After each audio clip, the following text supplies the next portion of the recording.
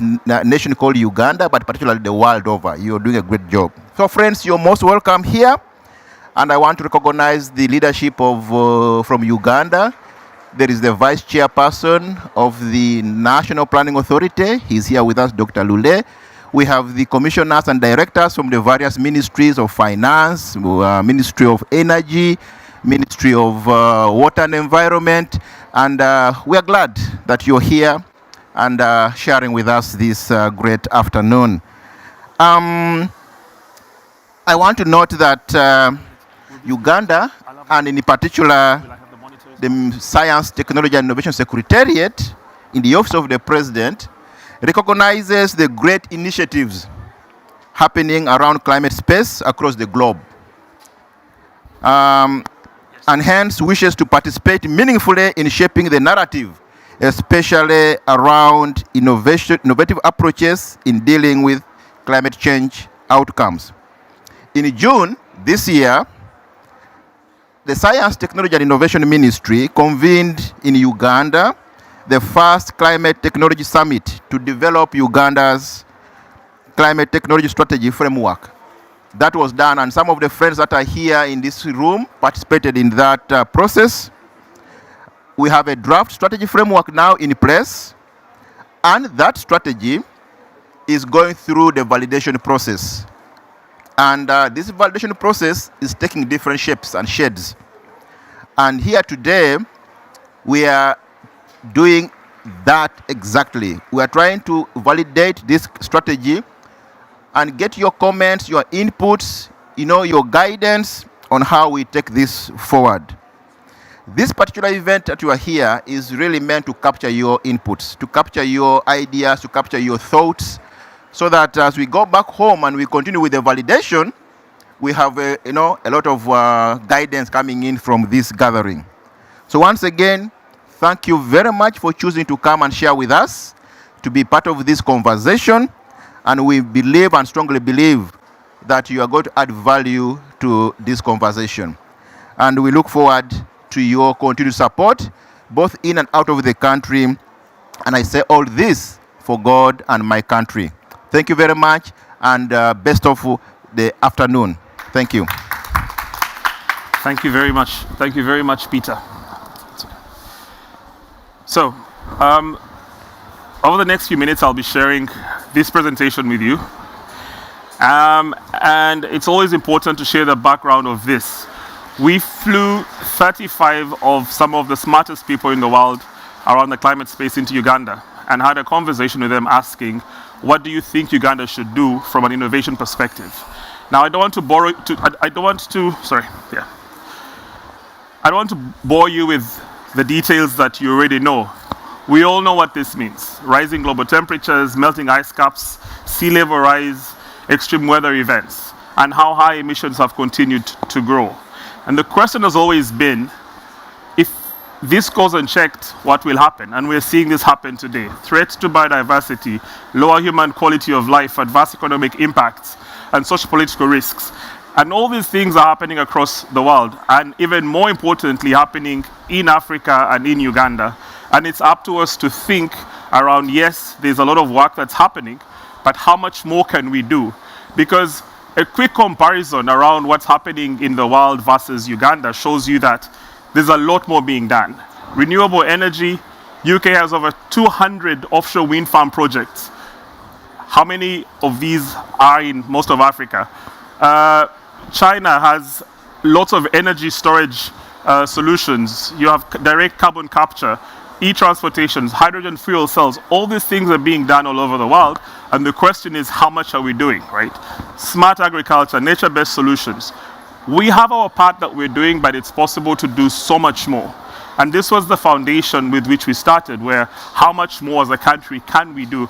And I want to apologize for how much text is on these slides, but the reason why was we had to go as in-depth as possible with the work that we did. If you look at what's happening locally on the African side, there is a lot of innovation starting today, okay? So on the African side, there's activity around sustainable energy and e-mobility. I don't know if you know this, but Uganda has the largest electronic vehicle manufacturing facility on the African continent. And we're starting with mass mobility, with buses, and gradually working our way into consumer mobility. Agrotech innovations, biodiversity, natural capital planning. So there are things happening on the continent, and there are companies leading this, right? So if you look at renewable energy, some of these are in Kenya, some are active in Uganda, e-mobility, regenerative agriculture, natural capital. So it's not that there's a lack of activity. The thing is, we believe that innovation can achieve so much more. Across the continent, a lot of things happening across the economic side of things. Green bonds, climate funds. AFDB is managing several climate investment funds. They launched one just yesterday. There's projects in wind power, solar projects, and a number of other activities happening. And again, the question is, what's happening in Uganda, and how much more can we do?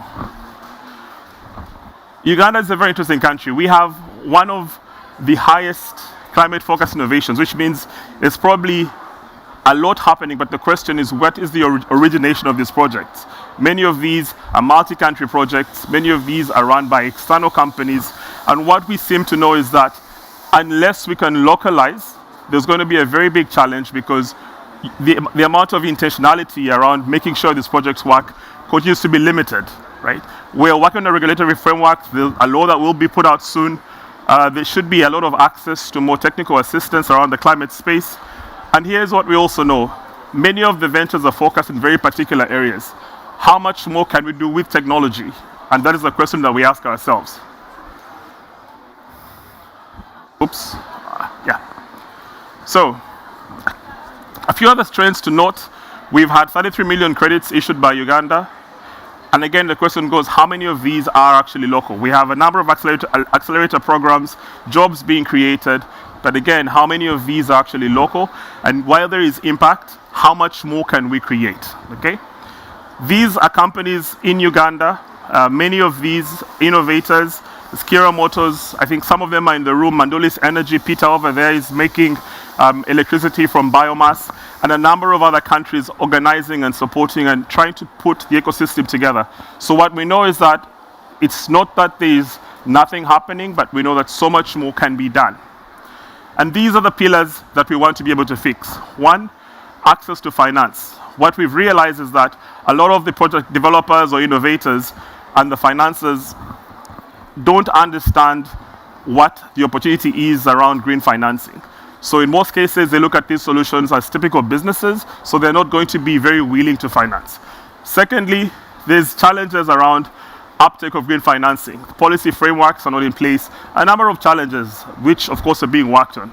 Secondly, innovation infrastructure. How much technical assistance is focused at SMEs in the climate space? How much knowledge exists around the SMEs for the climate space? Governance and policy frameworks. We don't work very well together sometimes, and it's something we need to work on to better accept or achieve what we want to achieve. Growing the enabling environment. And then with regards to human capital development, there's, of course, talent constraints, there's not very much climate education at the schools level or at the education level that needs to actually drive and achieve this change. But what could be done, and this is how we think about it. One, on the financing side, we need to create many more financing tools, and I'm happy that Mr. Mugagga is in the room and thinking through how do we make these available. We need to de-risk investing in climate innovation by educating the private investors about the opportunity and even finding ways to further de-risk it. Next thing is incubator programs specific to technical assistance for many of these startups. Ensure that they collaborate across each other, because you have a scenario where you have very many incubators that don't actually work together. Cross-country partnerships to share learnings, and we are happy we're here and we hope we can learn from your countries. Be able to get government policy to support the process. Skills assessment for green jobs in the country, and also ensure that we can provide essential skills around this area.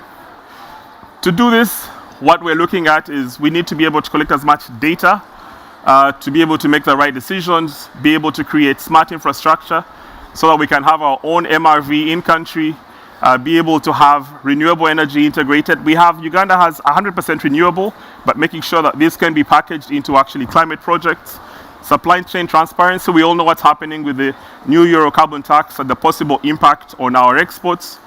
Circular economy solutions, and of course, risk management. Our framework covers these 4 things, and I think I'm going to go as fast as possible so we can finish this quick. Being able to create a favorable enabling environment, the right innovation and infrastructure, access to finance, and human capital development. And like I said, we did not do this alone. We not sit in a room and come up with this. We put together a team of 35 people and a number of people from Uganda as well to be able to structure this. Around the first pillar, or what we want to achieve, policy, like I've said, infrastructure, finance, and talent. So I keep pressing the wrong thing. Yeah. So I'll run through this, but I'll be able to share some of the ideas of what we're doing. So short term, we need to be able to communicate around the enabling environment, communicate policies in place, and also policies around verification and accessibility. Be able to unlock innovations through improved freedom of movement. There's ideas happening in places like Tanzania that we can bring into the country and start to actually share this. Have more interministerial engagements and collaboration. Have investments in infrastructure for e-mobility, because we already have this in place. There's cars coming in, but without this infrastructure, it's not going to be successful. Communicate the tax incentives, set up capacity building facilities to be able to support this process. On the innovation infrastructure, we need to understand what's available in country in terms of infrastructure, because there's a gap. You'll find that there's a number of entities building manufacturing capacity, but not many people know about it. Have local innovation hubs that will support climate innovation. Set up digital information sharing platforms so we can talk to each other. Work with development partners to be able to provide seed financing, incubators to standardize training and capacity building, and of course regular discussions to be able to follow up on this. On the 4th pillar of finance, set up a development fund to facilitate carbon credit financing as a way to unlock financing for businesses. Develop local MRV capacity, because without that, not much will be done.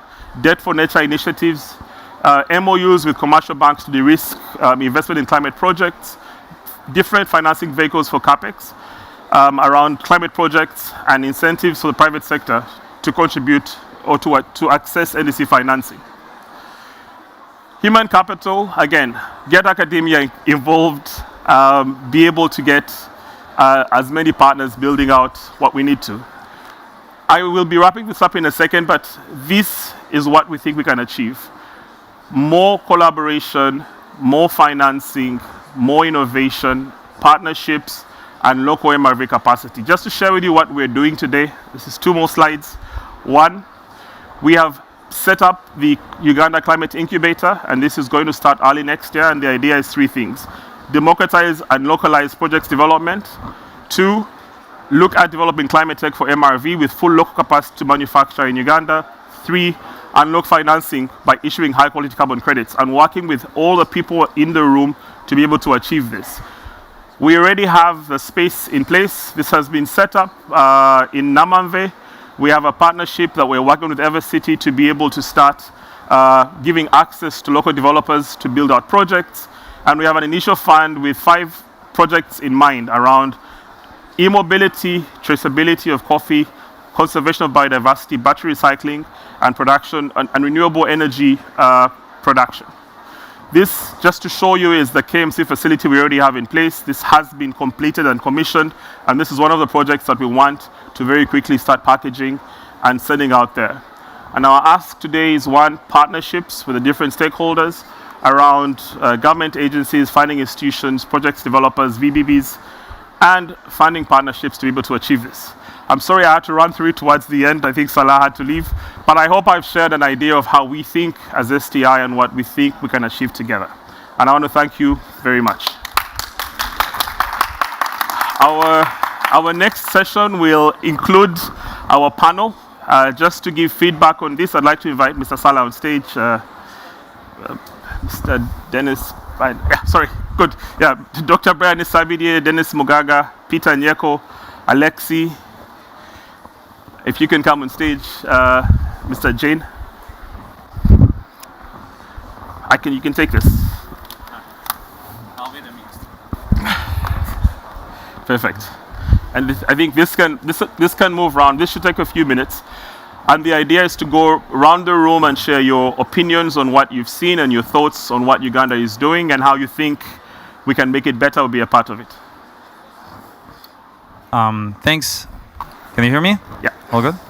Yeah. I'll just also stand, because I'm really impressed by the quality of the presentation, by the holistic and strategic approach that our partners in Uganda is taking towards developing the holistic infrastructure for the climate finance.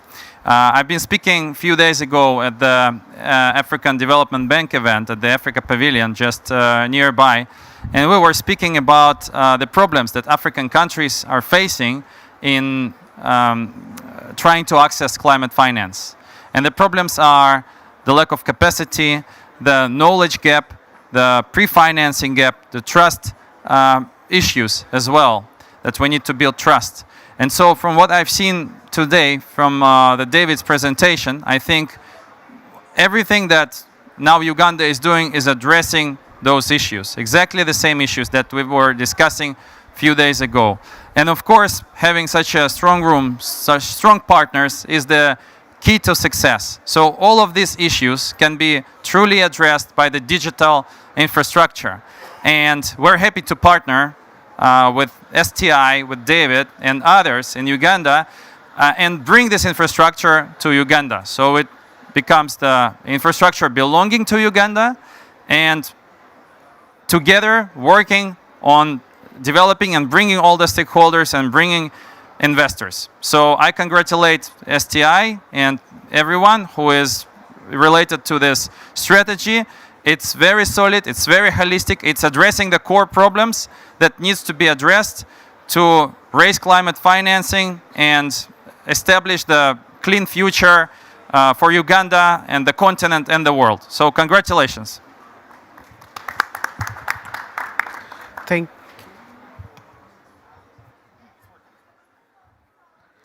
Okay, so I represent a company called ClearBlue Markets, and we are one of the major carbon management firms in globally. So we focus on not only working on the supply side of the market, but also on the demand side of the market. So we work holistically to understand and match high quality carbon credits and high quality carbon projects on both sides of the market. So I've been given an opportunity to work with Uganda. So we are developing a project in Uganda on bamboo reforestation, and the project would be the first project which would be developed under the dynamic baseline approach of or performance benchmark approach of Vera, and we do understand these first-hand challenges which project developers faced. So I would like to highlight a few points here in terms of which Mr. David also highlighted as a part of STI. So one key point here is is creating a digital platform. Creating a digital platform where all project developers can come in, chime in, and they can develop these project design documentation. Second is the digital MRV. So we did realize in this Uganda project that digital MRV is a key challenge, because every year when you go under validation, the project developer has to revalidate their baseline. So that's a huge cost. So for scalability of such projects, this is a key challenge. And the third area is to make Uganda at a place where it is well positioned to leverage the financing from Article 6 and the voluntary carbon markets. So develop an institutional framework wherein such projects can be developed and financed.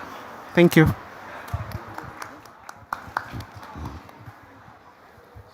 Thank you very much, and thank you all for being here with us. So what's really exciting for us at Mandulis Energy, being from Uganda and having been working in the renewable energy space for the last 12 years there, is we realize there's a lot of opportunity around the circular economy.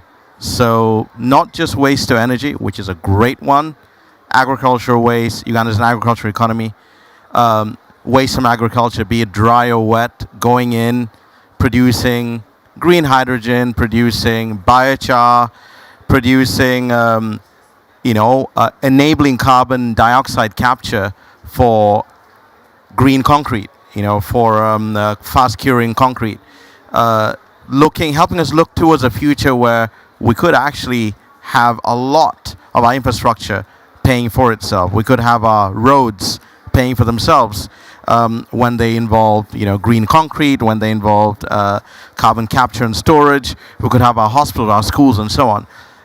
We're looking at roof spaces, covered in solar panels, working in hybrid with hydrogen and bioenergy and other things. And when we saw that big factory there for the electric buses, imagine the whole roof space covered in solar and generating all the power it needs, with the excess going to the grid. With this hybrid, model, I feel we can really push things forward. You've got even more opportunities around all of that hydropower which is available in Uganda, using it, to power AI compute, to help you gather all the data you need to make sure that all the credits that are being calculated are accurately calculated and accurately tracked.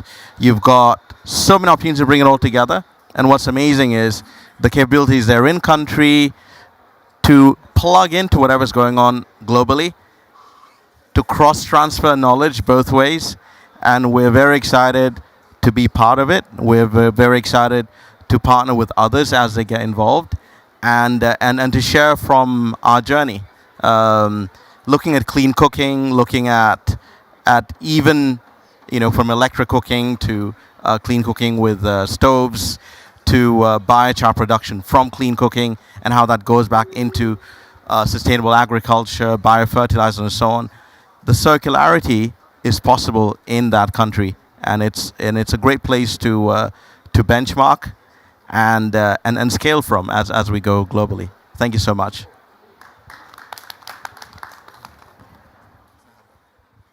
I'm going to share your microphone and share your thoughts as well, I guess. Hybrid, you said hybrid there, and it's very much what we're looking at here. And I just want to echo a few things that you've mentioned there, because it's very much around the conversations that we're having pretty much every day. Hybrid, access to global, working together, sharing knowledge, of which we don't have that much so far. Let's admit it. Let's put things on the table, right? So it's about putting all those things that we've learned in a few years that we've been working on these things, let's admit, right in the middle of the table and saying, okay, how do we make the right use of it? Shit. So that's very good. Literally yesterday, I had a conversation with very high level executives of the government in Azerbaijan, and we've been talking about the agenda for the next 10 years. And I want to tell you that looking at all this presentation, it's pretty much the presentation that we've been working on yesterday, right? And this is in our top 3 priority. Let me give you that. So, but it's down to pragmatic approach as well. We're having a lot of conversation about things that are going to happen in the next 10 years, but we're not having conversation about what's going to happen tomorrow. So for us, one of the things that we do want to happen is for us to sit down and use these channels that we have with help of Alexis, of course, and others that, for me personally, being here is a great experience. So thank you for that. And I want to make sure that we do continue this conversation in very pragmatic terms, that we sit down and talk about projects, that we sit down and talk about task forces that were assigned to work on things from tomorrow. This vehicle plant that you guys shown me is amazing. So solar and the renewables factors in that time frame of the next 5 years is going to be right in the top of our priority list. And Uganda and gosh, I've been seeing this presentation, it's pretty much what we want to happen. Guys, let's assign task force and make sure that this conversation is turning into projects. We're happy to be there. Sorry, I'm turning my back to you, so my apologies for that. But this is what I would like to highlight. So thank you very much. Thank you for all the panelists, and in that spirit.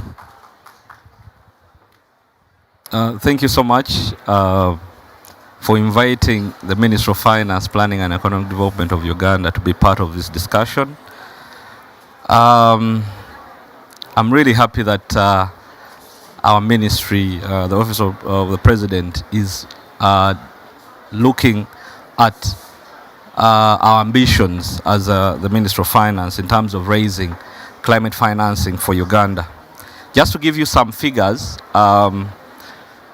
if we don't act when it comes to climate change, we're going to lose close to 3 to 6 billion annually if we don't act. And remember, Uganda is, we are basing on agriculture. And basically, if you look at the global figures, if we don't act on innovations to make sure that we don't lose the biodiversity that we have, we are going to lose like globally $600 billion worth of agriculture. So if you domesticate it, it means it's a big figure for Uganda. It is going to spiral inflation, it's going to spiral exchange rates. And so we have to do the right things to make sure that we have the required financing to curb this. And innovation comes in handy in this. Now, it is also an opportunity that the strategy that you're developing is coming in timely, because we're also developing a national climate finance strategy currently in the Ministry of Finance. And the challenges that you've looked at for innovation are the challenges that we have in the national climate finance strategy. Now, we have an ambition to raise close to 4.1 billion annually for climate action. Now, that is a big figure if you look at an economy like Uganda. So we have to be innovative, not even innovations that you're looking at, we have to be innovative even in the financing. So in the Ministry of Finance, we set up a climate finance unit. And if you look at our structure, I have 2 senior officers looking at private sector, and one of them is dedicated to innovative financing. So it shows you the importance that we are attaching to innovation and innovative financing to raise the required financing. Now, in the strategy, we look at a number of actions as very important. Private sector, we know that grants are going down. We know that the loans that are available are not concessional to the levels that would be impactful in Uganda. So we are looking at how do we bring in private sector, how do we de-risk the financing to make sure that we mobilize the climate financing that we require from the private sector. So what we are doing currently, apart from a number of other actions, we have currently developed our guidelines for mainstreaming climate change in the financial sector. So basically we are showing the financial sector how can you make sure that you're not looking at climate change as a corporate social responsibility. It should be part of your organization. If you look at the bad debts that are happening in most of the financial institutions, most of them have a linkage to climate change. If there's inflation, businesses are going to fail. And these are actually caused by climate change. So what we are doing is we're also developing a national green taxonomy currently. And this is a list of actions in every sector. We're looking at it as a holistic government economy, so that there are opportunities in all the sectors of Uganda where private sector can play a role. And innovation comes in very handy. And actually, we are looking at how best to deploy the national green taxonomy for all the stakeholders. We know we have regulators in the financial sector, we have the private sector, we have development partners, we have government to make sure that they know their role, to make sure that private sector can raise the financing that is required. Now, finally, I want to also say that we also need to be innovative in terms of how do we engage our development partners to use public financing to raise the private sector, to de-risk the private sector. So you use public financing to raise more private sector financing. Make sure that they are the right strategies, make sure that they are the right policies, the incentives that private sector requires. So all these are some of the actions that we are looking at as a Minister of Finance, and we are ready to have a discussion with you when we go back home and see how best this strategy can align to our strategy, and then we raise the financing. And lastly, we have a number of windows under the Matlato banks for private sector. We have under the UNFCCC, the financial mechanisms, they have now new windows for private sector that we can tap in to make sure that we have this innovation. Thank you so much. Thank you very much for inviting Minister of Energy to be part of discussion. Just like my colleague from Finance said, I am going to walk through quickly the strategy as presented, picking out some of the things that I think, and most of the things indeed were positive. And I'll make some proposals on some of the things that we think will improve this strategy going forward. The first one is the need for us to align the strategy with the goals and the metrics. For example, how do we align this strategy to the NDC? So we need to be sure that our carbon reduction goals as a country are aligned to this strategy, including the innovation metrics that we think will now be critical in bringing down these emissions, because we have an ambitious NDC. So this has got right at the beginning to align. I saw that attempt, but I think it's important that we come out clearly, because this is when you'll get government partners to come in and say that this is part of our journey. And of course, we must make sure that we have this aligned to what we are doing at the climate finance unit, so that we don't see a lot of overlap. Each fits into the other, but it's important that we align and show the value addition of each of these. The other one is on the cross-sector collaboration, and I know we've mentioned this severally.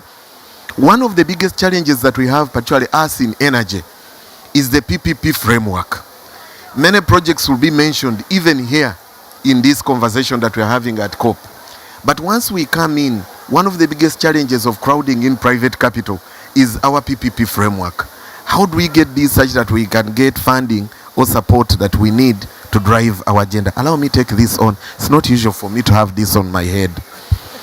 It's very funny that you speak listening to yourself. International collaboration will also speak to that framework, but it's important that we are putting in place mechanisms that will get our international partners to work with us.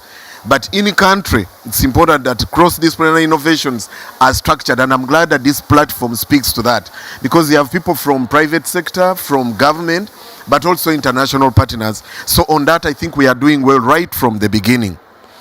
We need to invest in research for development, and I saw this coming out. For us in the energy sector, there is a lot that is going on, but looks like we have not been on the receiving end of much of this support. I know there is work in the university, but we need to be intentional. Setting up dedicated funds and grants for research dedicated to energy is critical. So if we don't incentivize R4D for clean tech, then we shall not have solutions to sell, but also support these emerging technologies that come. I'll quickly look at, there was a question which was posed by the presenter. You asked why we have 8.3 within African ranking, and yet we are 12th in vulnerability. It is because we are a country of pilots. We are not scaling, so we have thousands of pilots, nothing is being scaled. So we need to combine or do pilots but while scaling. And at this I would say, we need to have standards for scaling. We need to identify priority projects that are critical for us. We can't scale everything. You've just mentioned the Chira motto. If we think this gives us the best bet, let's have those few, but scale. That's the only way we shall grow resilience, because you'll have 10 projects, we put our energy there and take them to scale. And it is those projects that our international players are looking at. They don't want to have 10 pilots. They want to have specific ones. On the regulatory environment, which again you mentioned very well, and I want to agree with you, we need to do this. I'll tell you, in energy, our permitting process scares some of our players. Someone comes in, sees a good wind project, but for them to get to development of that project is a challenge. So we need to streamline our permitting processes, but also link this to our emission limits, because that's when you get money that you can use to subsidize some of these clean tech. So we need to do some work there. The next part that I want to quickly speak to, and I see time is running, is part of the theory of transformation that we've put up in this strategy. I think the biggest challenge for us in Africa is data. Doesn't matter how many players we are going to get from COP29. Every investor, every private sector wants to have data that they can use to size the market.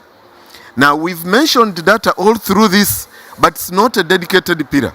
So we'll not have data for private sector to size the market, for us in policy to make informed decisions, but also for awareness. You need to have data.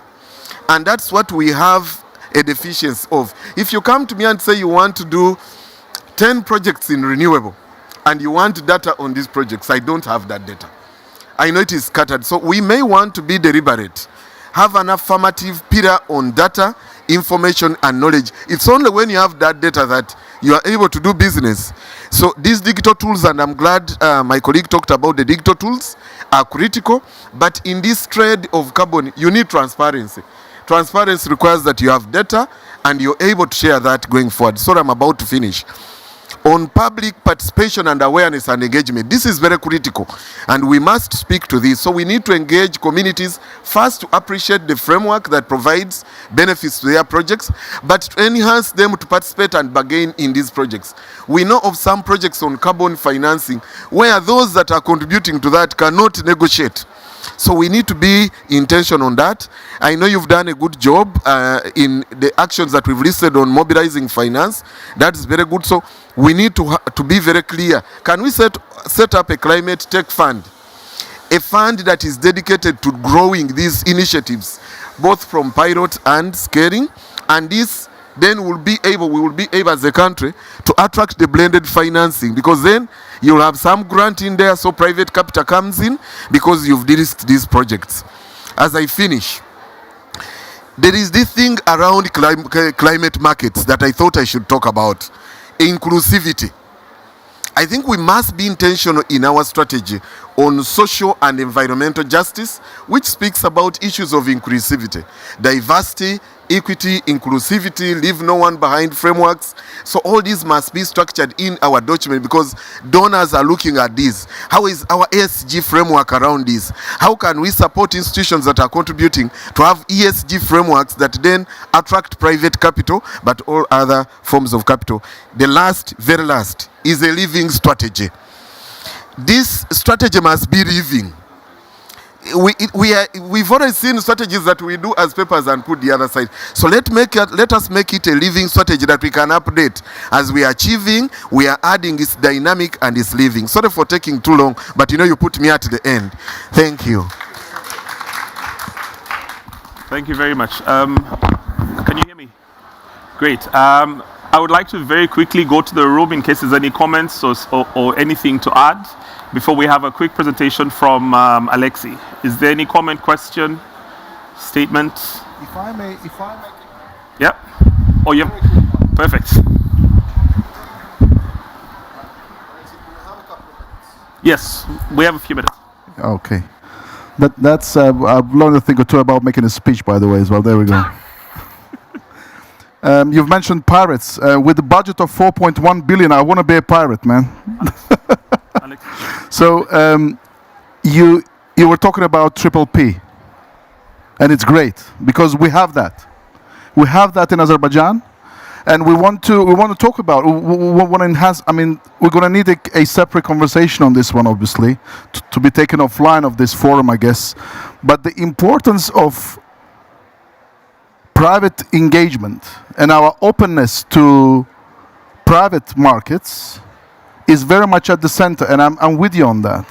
But we do want to make sure that we get the right level of access to funding of international institutes. And how do we make that happen? They all talk about the indexes, right? The GII index, the electronic government index. We in Azerbaijan went few extra miles to make sure that we're doing well in that sector. When we're not there, we're not at the top yet, but we're working hard with ensuring that our digital tools are everywhere. So this is part of the battle for Green Planet. But then for us, it's an exercise of making sure that we get the right level of funding from World Bank, ADB, EBRD, and all the other big guys out there.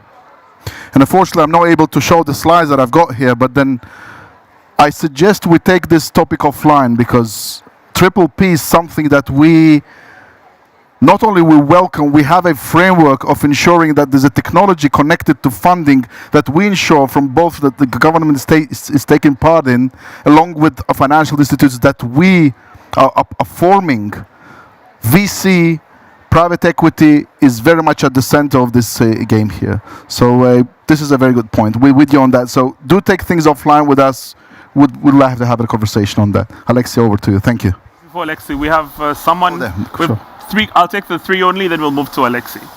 Yeah, thank you very much. Mine is a statement. I'm Penny Natwine. I work with Environmental Art. Environmental Art is a civil society organization in Uganda, and we are Secretariat of Civil Society Networks working on renewable energy technology.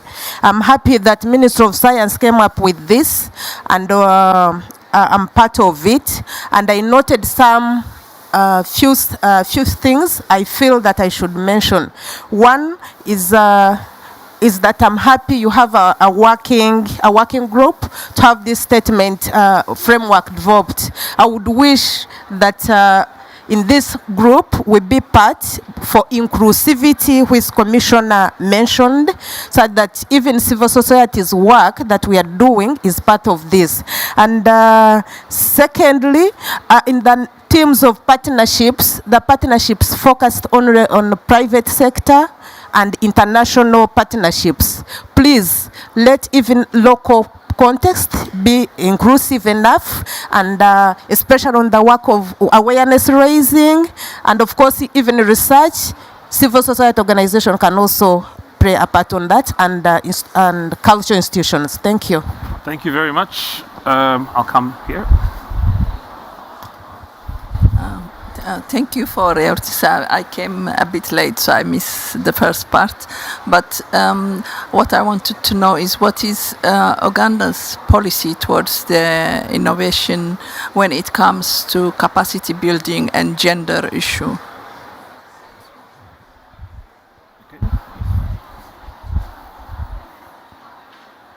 And I think this will be the last one for today.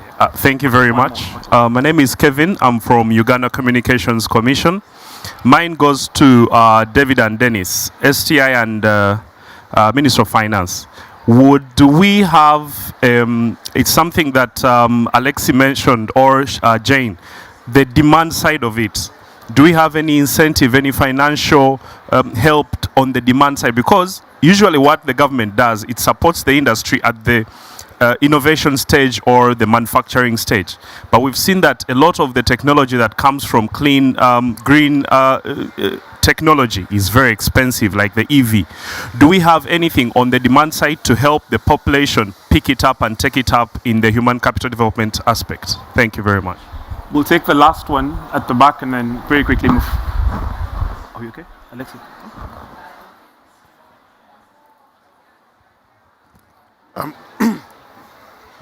Thank you. My name is Dale from Makere University. I want to address this to Dr. Isabirye Brian from the ministry. I think I like the emphasis on the need for data and, to kind of inform decisions, including investment. My question is around, again, within the context of data. You need capacity, you need the infrastructure for data to be able to get the data in the first place. And you know how expensive that can be. And I want to emphasize the role of academia in terms of supporting the process of data generation. So my question is, what's the level of commitment in terms of, closing that industry, science and policy sort of interface, and especially look at the critical aspect of the data gaps? Because it didn't seem to come very strongly that, look at how academia can be able to play that role to bridge the gaps in the data sets, especially in our context. And also want to emphasize that actually we do have the capacity to lead on the science, to lead on the research, not just for Africa, but even more globally. And I think there's some, interesting case studies that we can look at, like what to do, for example, but that's not for today. Thank you. So I think I will take the question quickly on one on STI. No, on the demand side. Policy, I think you can take that one. On the policy side, I believe it is something that we're working on. But then we are very inclusive. So I'll give an example. In Uganda, we have an innovation fund with the Ministry of Science and Technology, and it's about $15 to $20 million annually. And this is invested really across the board, and it does have a gender lens in the selection of the projects that are funded. From the climate perspective, it's going to be also priority around project initiators.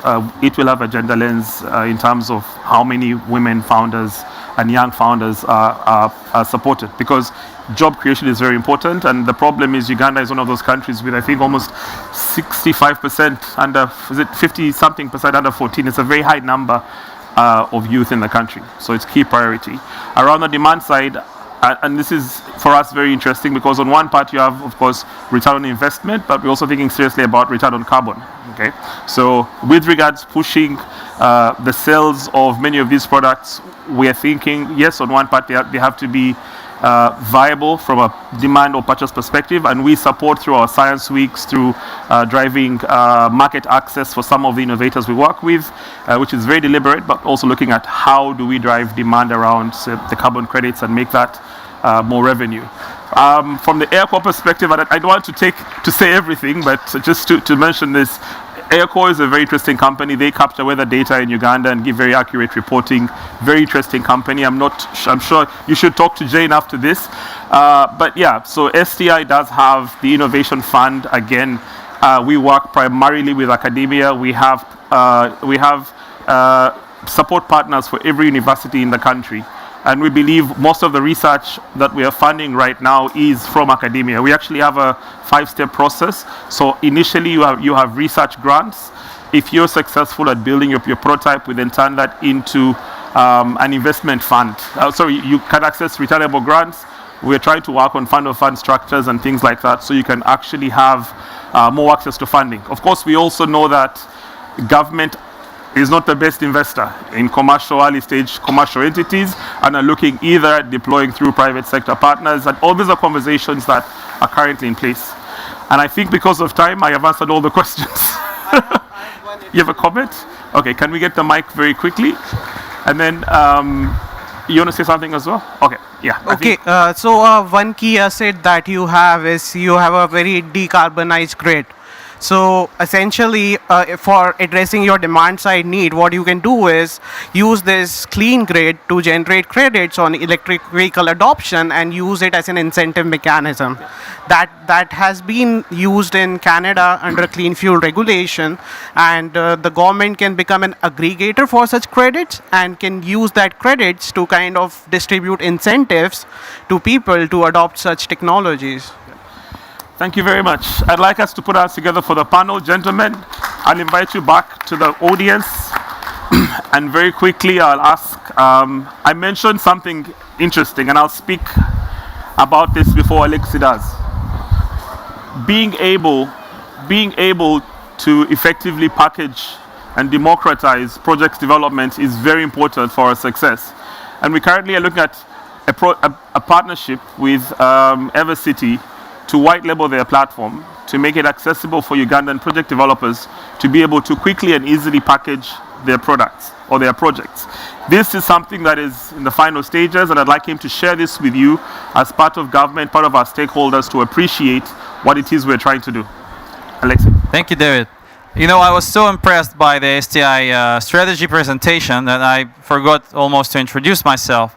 So my name is Alexis Shadrin, and I'm CEO and founder of Evercity, the company that is providing digital climate finance infrastructure for developing countries in order to accelerate climate financing all over the world. We're also hosting this wonderful digital innovation pavilion right beside this area where we invite innovators from all over the world, all the countries, to present their experiences, present their use cases. And this is an annual initiative hosted already for the 3rd time. And of course, we're going to continue in Brazil, and hopefully we're going to present already joint innovations and projects from Uganda in Brazil in the Blue Zone at the Digital Innovation Pavilion. So just a few words about myself and Evercity. I started my career in sustainability in 2011, so I'm somehow already the market carbon veteran. My first and last corporate job was in Azerbaijani company, which connects, to Azerbaijan, which was SOCAR Trading in Geneva, and that's where I learned about carbon trading. So I'm thankful to the land of Azerbaijan to actually framing my life path and understanding about the carbon credits and climate finance. And I've been coming to COPs already 9 times to better understand the problem, to talk with you guys and your colleagues and our friends in the UNFCCC Secretariat to understand what do we actually need to increase climate financing in developing countries, because we've been hearing a lot about the problems, that it's specific knowledge, that the interest rates are high, that there are so many climate funds and grants and vehicles that it's easy to get lost there. And the projects on the ground, they know better how to do their business, but they don't know what is climate finance and how to reach to investors and off-takers, and they speak the different language.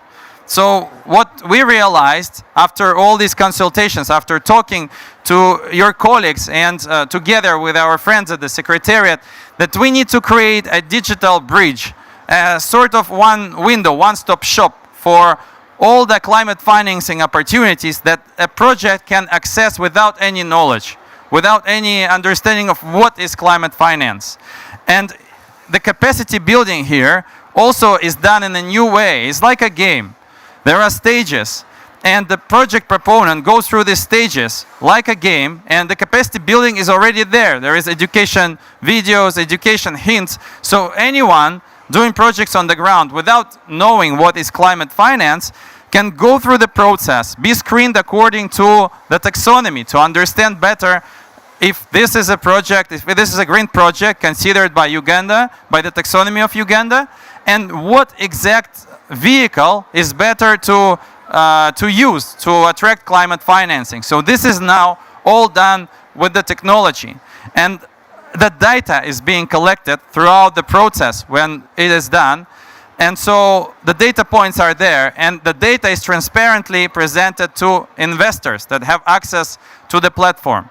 And I'm not showing slides, I'm going to show you how the platform works really quickly, and then we can extend from there, because it's not a presentation, it's a working product that has born at the climate conference at COP, specifically in Glasgow COP.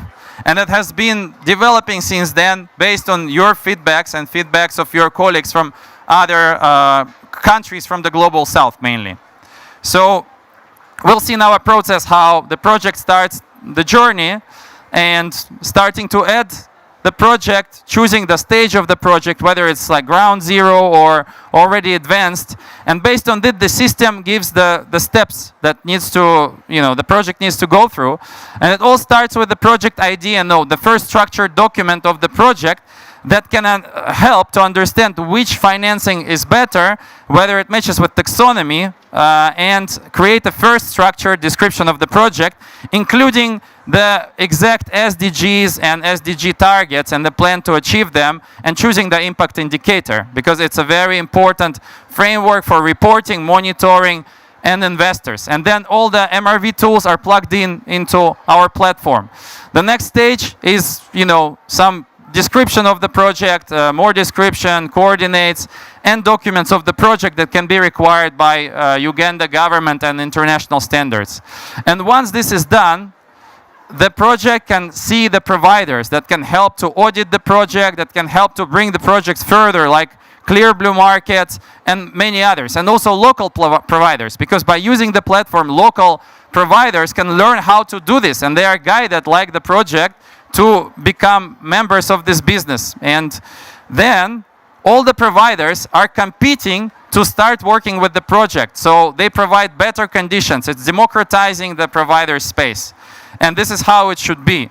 And then an agreement is made on the platform, and then the work starts. And we have project management, traffic light systems that help to see concrete issues with the project and its documents and work on them, and not spend time on telephone calls or emails. And this is already, a working thing. And now the next stage is the PDD. It's the most complicated thing. And now we are happy to announce that we have automatic PDD builder. And we're starting with the Vera forestation methodology, which is quite difficult. And we've been collaborating with ClearBlue markets and projects that are already being done in Uganda to actually complete this process, choosing the right standard, and then completing all these calculations. So the system now provides carbon calculations automatically to the project. But of course, there are various cases where experts are needed. So we're not saying goodbye to ClearBlue markets or local players. We're saying welcome, because the projects differ, and we need to work together on this. This platform allows all the collaboration work all together. Then the registration is made by the global standards. They're also invited to the platform. And then we can issue carbon forwards. This is a way to provide upfront financing for the projects and help to bridge the gap between the project start and the project finishing, where carbon credits are issued. This is a very important instrument. And this also can be used to raise additional debt financing and loans, etc., etc., etc. And finally, when the project is already done, investors can see all the details of the project, invest in the project, and we already have several projects from Uganda, which is methane, which is bamboo. And then the system does the reporting based on the integration with MRV sensors, with satellites, or manual data upload with verification of the auditors. So it's full circle of the project management. It's not only carbon, it can also work with green loans and bonds, and also financing from the big climate funds like GCF. So what we are trying to create here within this partnership with STI and David is a one-stop shop for Uganda projects that without market knowledge can access climate finance markets, and the system can screen them according to Uganda taxonomy, tell them what the best vehicle, climate financing vehicle, is available for them, guide them through the process, connect with all the needed stakeholders, including investors, and also empower local players from Uganda to become active players of climate financing by providing digital capacity building. And of course, we are giving this away. We're white labeling the platform, so it belongs to Uganda, and we are helping with our market knowledge and everything that we have accumulated since like 14 years in this market. And of course, we're inviting everyone for collaboration, academia, engineers, regulators, because this is something that everyone should collaborate, and something that provides efficiency, transparency, and trust that is needed to raise climate financing and ensure the successful implementation of Uganda's NDC and Sustainable Development Strategy. So I'm really happy to announce this partnership, and I'm sure that next year in Brazil, we're going to have not one, but several sessions presenting the concrete results of this partnership. So I thank you everyone for coming, and I hope that was a very successful COP for everyone. Thank you. Thank you so much, Alexis. And thank you all for being here. And the reason we showed you this was, how do you truly democratize projects development? I want to thank you all for spending your 1 hour with us. And I hope that you all appreciate what Uganda is trying to achieve. And hopefully next year in Brazil, we'll announce maybe 50 projects being developed in Uganda. Financed. Yeah. Thank you very much. Thank you. Yeah, thank you, and have a very good afternoon. Perfect.